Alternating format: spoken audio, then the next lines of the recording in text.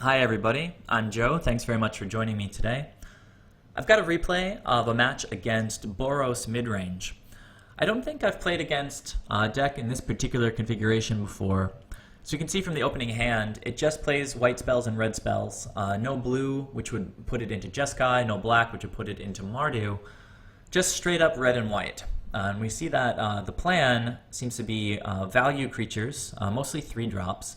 See Brimaz, King of Oreskos. Whenever he attacks, he makes a white cat. Whenever he blocks, he makes a white cat.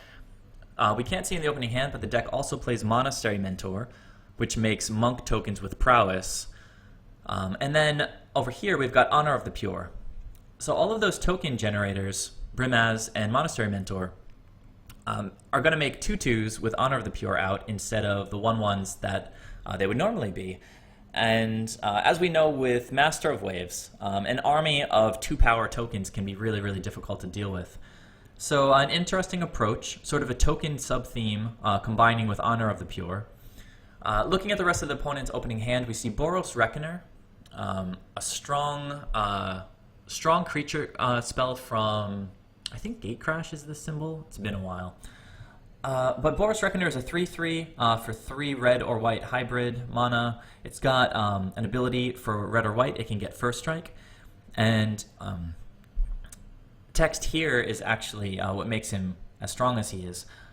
Whenever he's dealt damage, Boros Reckoner deals that much damage to target creature or player.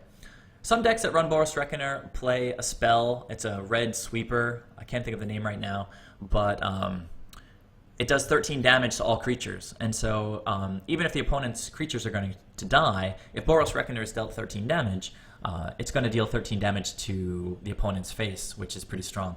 I don't think that particular combo is being run in this deck, though. Past Boros Reckoner and Brimaz and Honor of the Pure, we see 2 Boros Charms. Easy 4 damage to the face. Easy trigger for Monastery Mentor to start making monk tokens. But the other modes are also pretty powerful. Permanents you control gain indestructible until the end of turn. Good against wrath effects to save all of their tokens. Or target creature gains double strike until the end of turn. Very strong with prowess. So if you've got a Monastery Mentor being buffed from a 2/2 to a 3/3, you play a Boros Charm, he becomes a 4/4 with a prowess trigger, and now he's got double strike. So potentially single Monastery Mentor swinging for 8 damage with a Boros Charm and Honor of the Pure out.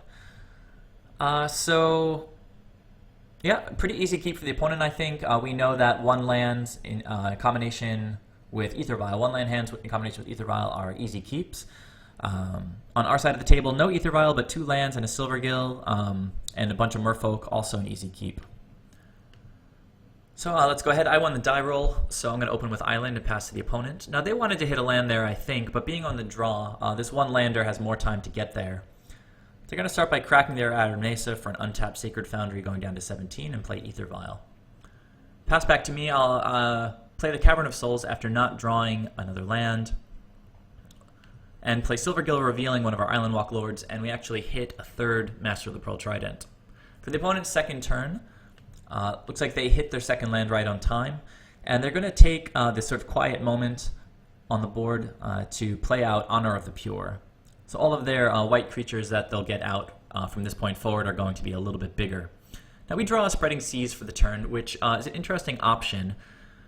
However, with the opponent having access to Aether Vial and having hit both of their land drops so far, there's no guarantee that playing Spreading Seas on their red source right now will actually keep them off of red. Spreading Seas would help us draw into cards, which would help us hit our land drop sooner. But having access to these 3 Island Walk Lords presents a pretty viable plan of attack, even if we don't hit any lands for the rest of the game. As long as we get to play out one of these guys each turn, our creatures are going to keep growing, and they're going to force the opponent to keep pace with their own creatures. Spreading Seas just seems a little bit too slow, a little bit too uncertain at this point, with the opponent already having hit all these land drops. So the plan is beef up our board, swing for 3 after having fetched and shocked the opponent's already down to 14. We see they've got their 3 powerful creatures in hand right now: Monastery Mentor, Boros Reckoner, and Brimaz. And right on time, 3rd draw step, opponent hits and Inspiring Vantage. This is the Boros Fastland from Kaladesh. Been seeing this and also Blooming Marsh a lot in Modern lately. I think these are great lands in Modern, and we're going to see more and more of them. Opponent decides to play Brimaz. He's marking him as a 4/5 since he's getting buffed by Honor of the Pure. With Aether Vial up to 2, and me not really having much experience with this particular deck, opponent potentially representing something like Young Pyromancer off of Aether Vial. I drew a Cursecatcher for the turn. Wanted to hit a land there, but as I mentioned already, having all these Island Walk Lords is a decent strategy to follow. With a 4/5 on the table, I'm not going to attack with my 4/3. Looks like the opponent doesn't have a 2-drop, so they're going to go to their next upkeep and put Aether Vial up to 3. Just going to give them the option of dropping any of these other 3-drops. However, with Monastery Mentor in hand, we're almost certainly going to see this guy, since the opponent has these Boros charms. Monastery Mentor, as I mentioned already, whenever he casts a non-creature spell, Monastery Mentor makes a 1/1 white monk creature with prowess. So those guys get really, really big and scary in combination with spells like Lightning Bolt and Lightning Helix and Boros Charm. With me tapped out, the opponent doesn't have too much to think about as far as combat, I think. They're going to get in with Vigilance with Brimaz and his Cat Soldier, which is made when Brimaz attacks. I could choose to block with the Silvergill Adept as a 4/3 against the Cat Soldier token. I could, all my guys have 3 toughness right now and could easily eat a Cat Soldier, but if the opponent has a Bolt or a Path for one of my Island Walk Lords, then the other creature would trade with the Cat Soldier token, which is simply unacceptable at this point in the game. So starting this turn at 20 life, it's easy just to take the 6 and go down to 14. The opponent's second main phase, they think a little bit about whether or not to use their 3 mana to cast one of their creatures. But again, with Monastery Mentor able to be deployed at instant speed with Aether Vial and Boros Charm as an instant spell, the opponent can keep a lot of information hidden from me until my turn, and then suddenly develop their board pretty rapidly with Monastery Mentor and a Monk token off of the Boros Charm. So passes the turn, I finally hit that land, and it gives us a couple of choices to weigh. Could either go with another Island Walk Lord and a Cursecatcher, potentially putting some pressure on any instant or sorceries that they want to cast, or the other big choice seems to be playing Reejerey. Now Reejerey opens up a lot of possibilities with tapping and untapping next turn, giving us the ability to potentially tap and bounce something with Harbinger, get a free Cursecatcher off of a land untap, cast an Island Walk Lord and untap and cast Spreading Seas. So Reejerey seems like a great option. Another option would be to cast Spreading Seas and get Island Walk online, in which case we could try to swing with our, our Island Walk force. However, if we tapped all these guys out to attack, again, he could easily path one of our lords and then just eat our other 2 creatures, which would be an enormous blowout. So it's not quite time for Spreading Seas, I don't think. Reejerey seems like the strongest of the options here. And again, with Aether Vial up and all of this mana, not having access to Island Walk yet, it's not quite time for attacks. So I'm going to go to the end step. Let's take a quick tally of our power level right now. With 3 lords on the board, I forgot to mention, with all of this mana up, when I move to cast Reejerey, it's always a scary moment when we move to the 3rd lord, because with red mana up, that's representing Bolt or Helix, and in response to casting the 3rd lord, we expect one of our other lords to get bolted or helixed. But Reejerey miraculously got onto the board. So with this guy here, we've currently got 5 plus 4 plus 4 plus 4, so 17 power. Lethal, as long as we can get access to Island Walk. And if Reejerey lives, we're going to be able to play another Island Walk Lord, untap, and cast Spreading Seas. On my end step, the opponent activates Aether Vial. We see the Monastery Mentor. And then he's going to take another big chunk out of my life total with the Boros Charm and make a Monk token with Prowess. 2/2 because of Honor of the Pure, just like the Cat Soldier token. And for his turn, the opponent draws a Monastery Mentor. Now, Monastery Mentor, not quite like a Lord. This guy can't really affect combat this turn. He's not going to make any of these creatures bigger if he gets vialed in. But these Monastery Mentor and his Monk token can get bigger with Prowess triggers. With Aether Vial up and access to Boros Charm, I think the opponent just goes straight to combat.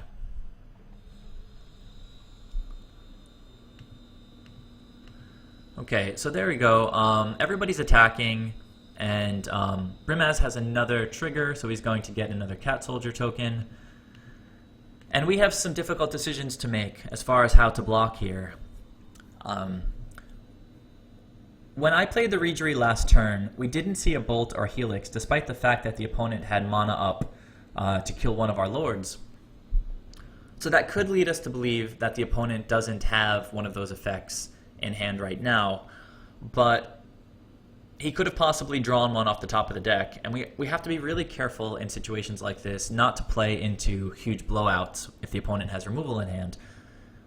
So doing a quick analysis here, if we were to line up creatures, imagine just like this right now. I'm going to shuffle these guys around a little bit before ultimately deciding on what my blocks are, I think, but let's just say that we block in line like this current setup.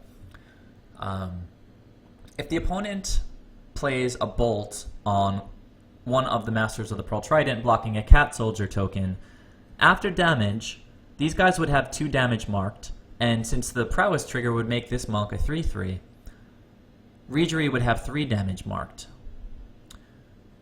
The opponent plays a Bolt on Master of the Pearl Trident, who has 2 damage marked as a 4/4. He would die. Then the Reejerey would go down to being a 3/3, and with the Prowess trigger, the monk would be a 3/3, and Reejerey would die. Then this Lord would go down to a 2/2, and he would trade with the Cat Soldier token, and Silvergill would, of course, die. So, I mean, he would trade with the Brimaz because the Lords would be alive through the damage step. All of these creatures would trade, but that would be pretty terrible for us to wipe our board with a bunch of token blocks. But then, of course, we have to think about, what kind of life we have to work with here. At 10, if the opponent has a Bolt and goes to our face, that means we're effectively at a 7 life total, and we can't really afford to let 2 creatures get through, I don't think. It could also be a Boros Charm, which takes us down to 6, which is actually the more conservative life total to put ourselves at going into these blocks.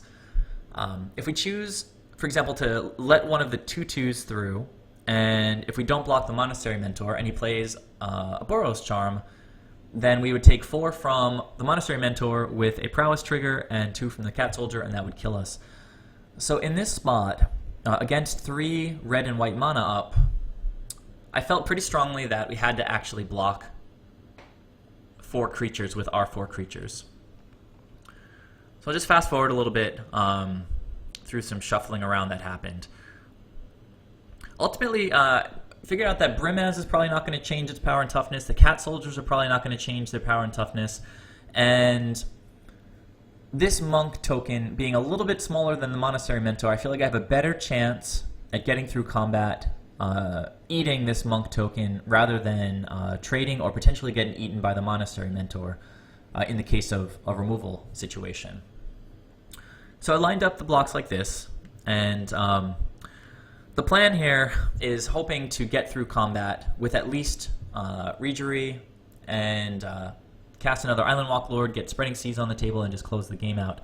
Possible that I could have swapped Reejerey with Master of the Pearl Trident. The Cat Soldier token's more likely to stay at a low power if it's that important to me to keep Reejerey on the board.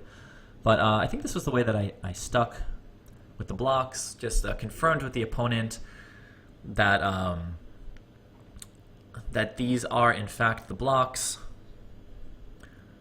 And as it turned out, he just has the Boros Charm in hand, so he plays the Monastery Mentor out with AEther Vial.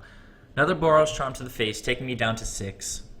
We see that with this Monastery Mentor unblocked, it was a very good decision to block the other tokens, even through the threat of removal.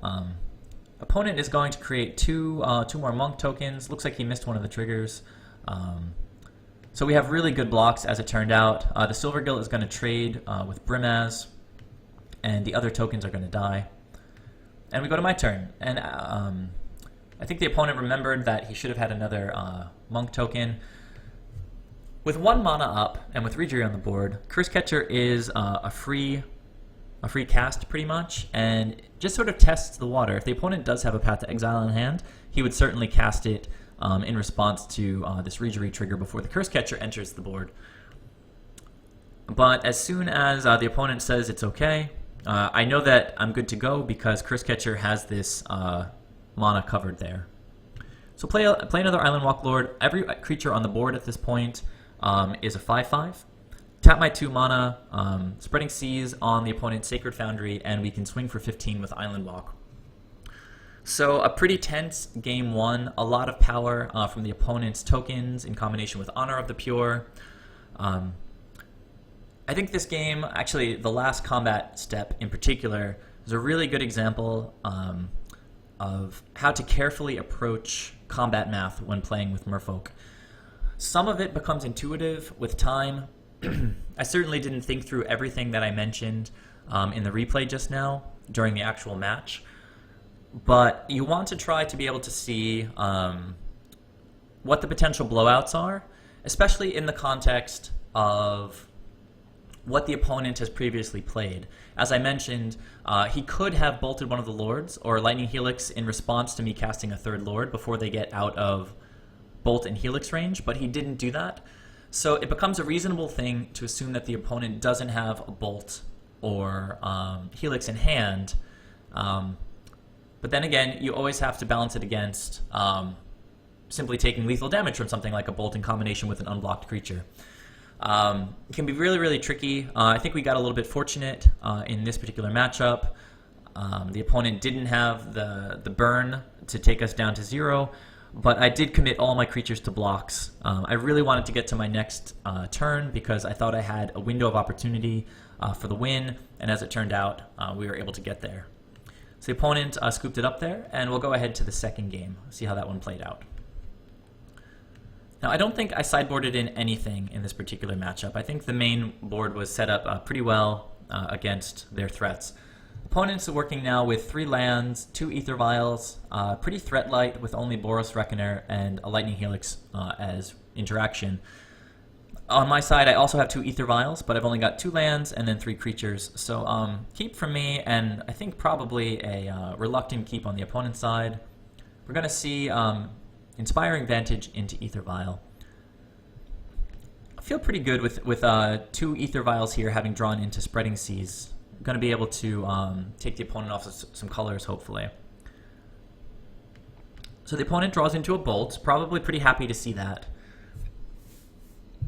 Needs plenty of ways to kill my fish. So the opponent plays out a second Aether Vial, leaves up red mana, and we can see now that he kept a hand with a couple Aether Vials just like us. So strong possibility that he's not working with a lot of mana. Okay, now with 2 lands on our side of things, we certainly want to draw another land. We can play Aether Vial this turn, just like the opponent did, and get them ticking up as quickly as possible. But I really feel that there's an opening here with the opponent on 2 Aether Vials and basic planes for their second land drop to potentially take them off red mana. So I think I'm going to go with Spreading Seas here, hoping to hit a 3rd land, trying to take the opponent off of their red mana. I'll reveal Master of the Pearl Trident and target Inspiring Vantage. Sort of puts the opponent in a situation where they have to use the red mana. And they cast a lightning bolt targeting me, which feels like a big victory because it confirms that they are short on red mana. If they had extra red mana in hand, they would have almost certainly kept the lightning bolt up to remove a creature or to use it in a sort of more timely fashion once my life total is a bit lower. As it stood, he threw the lightning bolt at me right away, and I did draw that 3rd land. So pretty effective play that turn, I think. The Aether Vial is ticking up all the time, which makes me a little bit more comfortable choosing to deploy a non-creature spell that turn, since I'm going to be able to get creatures out with Aether Vial in the coming turns. We see the opponent drew into a Wrath of God. It almost certainly came in from the sideboard. Wrath of God is not a card that we see too much in Modern when we compare it to Supreme Verdict. Supreme Verdict can't be countered, which seems incredibly strong, but the original Wrath of God has this clause that says creatures can't be regenerated. Can come in really handy against creatures with regeneration. There's not really that many in Modern. I guess the most popular one is Thrun, which is why some control decks play Wrath of God to just make sure that all creatures get killed. But Wrath of God can get countered, where Supreme Verdict can't. Supreme Verdict, creatures can regenerate through Supreme Verdict, so can be tricky, I guess, choosing which one to play. But in the case of a Boros deck, Wrath of God is the obvious choice because they don't run any blue mana. So the opponent, for the third turn, plays out a Plains, and we get some further validation for choosing to take them off red mana. They make a little misstep here, trying to run out Boros Reckoner, but on their end step, I think they realize that this guy requires 3 red or white mana, and with this land and island, they can't play that guy out yet. So doing a great job taking the opponent off their lands there. So we have an Aether Vial on 2. And we just drew into a Silvergill, so as usual, I'm probably going to try to get the Silvergill on the board and draw a card before I commit a land to the table. I'll use my 2 lands to cast Silvergill. In case the opponent plays out a creature with Aether Vial, wants to attack, I have Harbinger up with Aether Vial, or Lord if I want to make Silvergill bigger at instant speed. So reveal again the Master of the Pearl Trident. After I revealed for the Wanderwine Hub, drew a Cursecatcher. Thought for a moment about whether it's correct to play Aether Vial or Cursecatcher here, but pretty easy decision actually to play the Aether Vial because it gains value each turn, so better to get it out sooner than later, and it'll make Cursecatcher free as early as next turn. So reveal the Lord again and put the second Aether Vial onto the board, pass back to the opponent. They hit a land, which is great because they're trying to get to this Wrath of God mana, but we see that it is the fast land. This brings up a really important point with regards to splashing in Merfolk. Many people who have splashed white have tried out Seachrome Coast, but most people have realized that it's pretty terrible in Merfolk now that we run Master of Waves. As a 4-drop, we want to be able to get out our most powerful creature on turn 4, right on time. And if you draw into a Seachrome Coast, which comes into play tapped on turn 4, it's like an enormous blowout against ourselves. Not such a big deal against the opponent now. They do have Aether Vial on 3 to get Boros Reckoner out. A little bit clunky because they would like to play this Lightning Helix with this red mana. And they weren't going to play this Wrath of God anyway against a single Silvergill. So a little bit clunky, this Inspiring Vantage on turn 4, but ultimately not terrible for this Boros deck. Opponent passes, and on my end step, I'm going to go ahead and bring in one of these Island Walk Lords. Drew a Vapor Snag, which, with all of these creatures in hand, I'm very happy just to see a little bit more interaction against whatever the opponent brings. Okay, so I'm going to cast an Island Walk Lord here, again, opting to leave this Aether Vial up to get Harbinger at instant speed. We've got this Aether Vial on 1 for Cursecatcher, so we can leave this 1 blue up for Vapor Snag, either to save one of our creatures or to bounce one of the opponent's creatures, whatever the case may be. So I'm going to attacks. I'm just going to get in with Silvergill here. It's totally possible the opponent has a Path to Exile for one of my Island Walk Lords, in which case he could vial in a Boros Reckoner, block the now non-Island Walking Lord, and then actually redirect 2 damage to the Silvergill Adept and just sort of wipe my board with a single removal spell. So again, we want to do our best at all times to play around potential blowouts. Still getting in for 4 damage this turn, still have a Vapor Snag to use as we see fit, and a Cursecatcher to tax the opponent's effects. Alright, so at this point, the opponent has access to Wrath of God, but he also has Lightning Helix and Honor of the Pure. We saw that he chose not to bring in the Boros Reckoner, which I didn't know he had a Reckoner in hand, but with 3 cards in hand last turn, I had to assume that one of them was... Well, no, I'm sorry. I do know that the Boros Reckoner is in hand because he accidentally played it out with the Spreading Seas on the board before he had access to a 3rd white or red mana to cast this guy. So it was obvious during the match that he was choosing not to bring that guy in, which then made it very obvious that he was playing with a board wipe. So I began thinking about potential lines for this Vapor Snag, saving my creatures in response to the Wrath, and redeployment through my Aether Vials.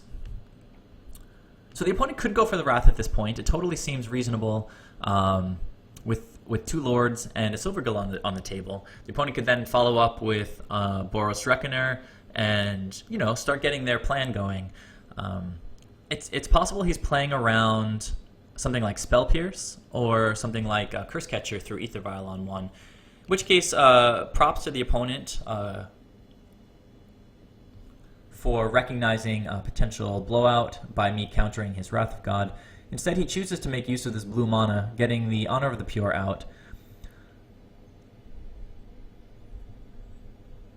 leaving up red and white for Lightning Helix.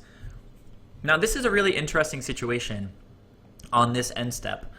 I have AEther Vial on 1 and AEther Vial on 2. The one on 2 represents another Island Walk Lord, which would put all of my creatures outside of Bolt and Helix range. AEther Vial on 1 represents Cursecatcher.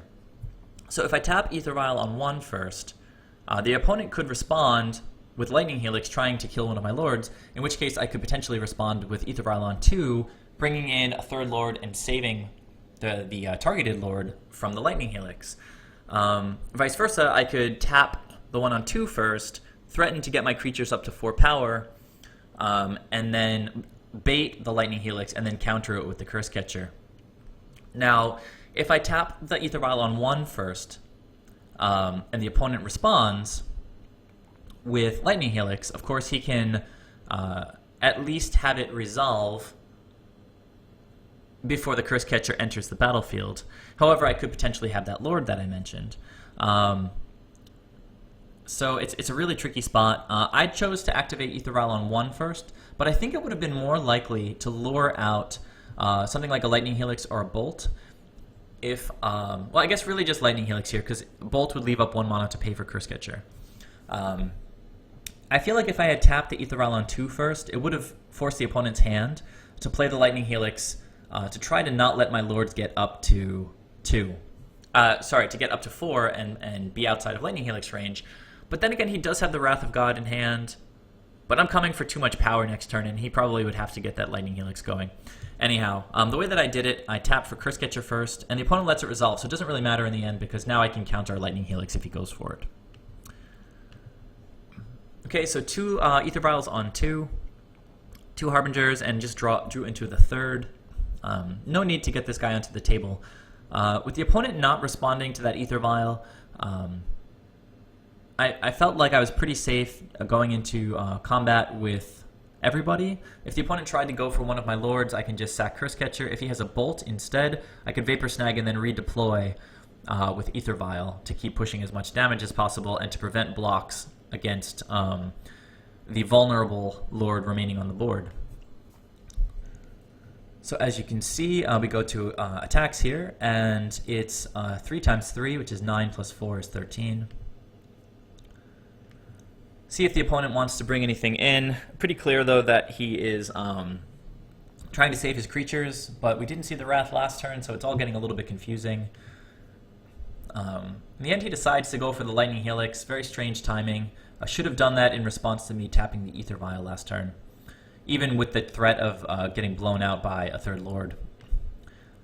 But here, he leaves me no choice. I sacrifice the Cursecatcher, and the opponent's just going to take 10, 3, 3, and 4. Passing back to them, they draw a 5th land. Can safely play around Cursecatcher now, even though he's not on the board anymore. Finally going to play that Wrath of God. But with Vapor Snag in hand, and I know that his last card is Boros Reckoner, really easy line here is just Vapor Snag my Island Walk Lord, throw 2 of my Harbingers out on end step, and then buff them next turn with Island Walk and swing for 6. So save a Lord, take 1 damage from my Vapor Snag. Opponent passes, and we'll throw 2 Harbingers onto the table, and opponent realizes that when I put the Island Walk Lord back on, he'll be getting hit for 6 with Island Walk. So the first game was a lot more interesting, I think, than the second game. Let me know what you guys think about Boros Midrange, whether you have any experience with it or similar decks, whether you've seen versions of it with Young Pyromancer. I feel like I've seen a Mardu Tokens deck in the past. I think it was when I was testing Seagate Wreckage. Mardu Tokens with Monastery Mentor and Young Pyromancer. Seemed like a pretty good deck, but I don't know. None of these token strategies, other than black-white tokens, has really made any kind of a splash in Modern. So that's it. Let me also know what you think about my plays. Please leave any other comments you have, and please subscribe if you haven't already. I always appreciate it. And I'll catch you guys in the next video. Thanks a lot.